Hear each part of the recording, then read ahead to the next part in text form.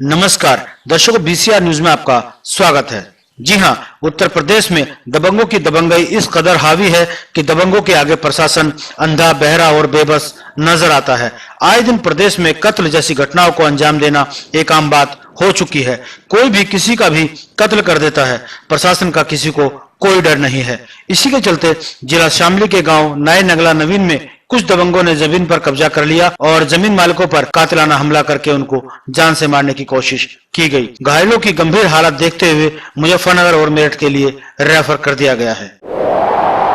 प्राप्त जानकारी के अनुसार शामली के गांव नए नंगला नवीन में कुछ दबंगों ने मिलकर एक परिवार पर कातिलाना हमला बोल दिया। झगड़ा जमीन को लेकर हुआ। एक परिवार ने कुछ समय पहले किसी दूसरे परिवार को अपनी जगह रहने के लिए ऐसे ही दे दी थी, मगर किसी ने सच ही कहा है कि कर भला तो हो बुरा, क्योंकि कलयुग चल रहा है। आपके सामने ये जीता जागता सबूत है। जब परिवार ने अपनी जमीन को खाली करवाने के लिए बोला तो उस जमीन पर रह रहे कुछ दबंगों ने उन पर हमला बोल दिया और जान से मारने की कोशिश की और ताबड़तोड़ गोलियां बरसा दी।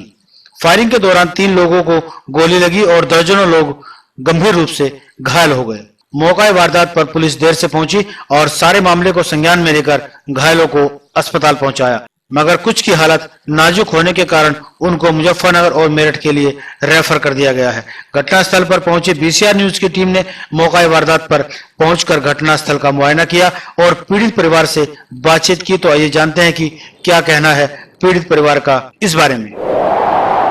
आज हम जिला शामली के गांव नायनगला के अंदर मौजूद हैं, जहां पर जमीन के चलते 2 पक्षों में इतना दर्दनाक झगड़ा हुआ है।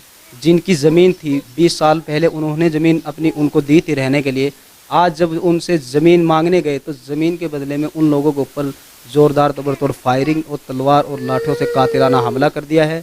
देखा जाए 3 बंदों को उनके गोली लगी है और उनकी गंभीर हालत है। आइए उनके परिजनों से इसके बारे में हम जानते हैं क्या ये मामला था। जी मैडम जी, किन किन को गोली लगी है और क्या ये मामला था, क्यों ऐसा हमला हुआ?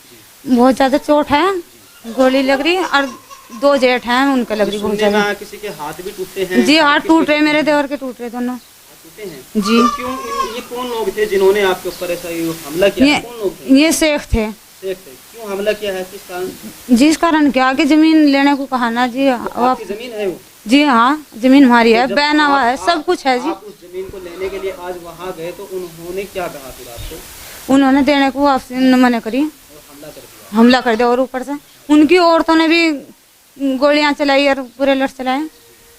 तो आप प्रशासन से क्या उम्मीद रखते हो, क्या इंसान मिलना चाहिए आपको? बस हमें प्रशासन है कि हमारी जमीन वापस मिलनी चाहिए हमारी। हमने रहने के लिए दी थी, कोई मौत थोड़ी दी थी हमने।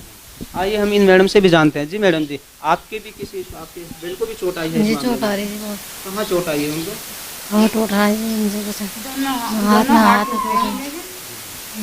देखा जाए यूपी के अंदर जंगल राज कायम है। ऐसा कहर इस परिवार के ऊपर ढाया गया है कि जो अपनी ज़मीन ही वहाँ लेने के लिए गए, बदले में उनको ज़मीन तो क्या देने से गए वे लोग, उन्होंने ऐसा कहा। लेडीज़ ही मौजूद है इनके घर में जो जेंट्स हैं, सभी को इस इतनी बेरहमी से उनको काट डाला है और उनको मतलब तो शायद ये नौबत नहीं आती और इन लोगों को इंसाफ मिलता।